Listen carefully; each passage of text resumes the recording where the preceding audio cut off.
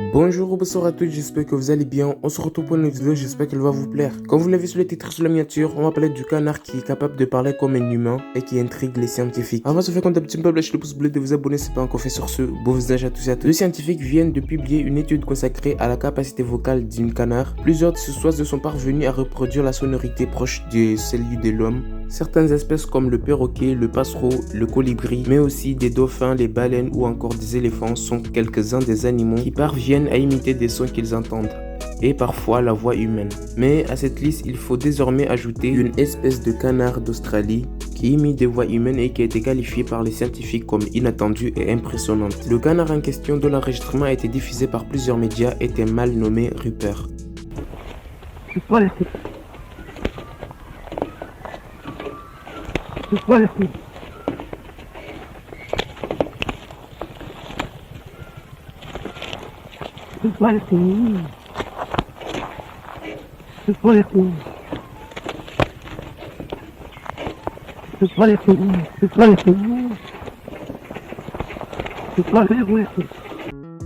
L'oiseau vivait dans la réserve naturelle des Timdila, dans le sud-est de l'Australie, quand il était enregistré en train de parler.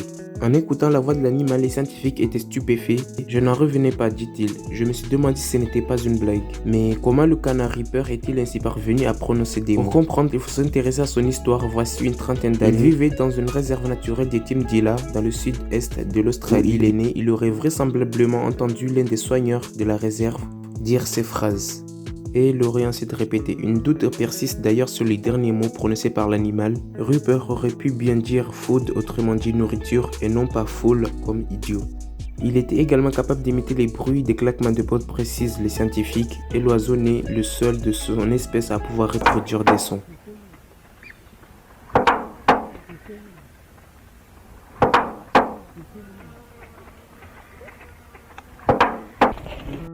La conclusion de leur étude est d'étudier l'apprentissage vocal chez les oiseaux de manière plus poussée. L'enjeu serait de mieux comprendre pourquoi et comment cette faculté a évolué chez certaines espèces et pas d'autres. Bref, cela fait ces vidéos, donne ton avis sur les commentaires, dis-moi ce que t'en penses. Like la vidéo, abonne-toi, sur tout très prochain pour une autre vidéo. Prenez soin de vous, à la prochaine.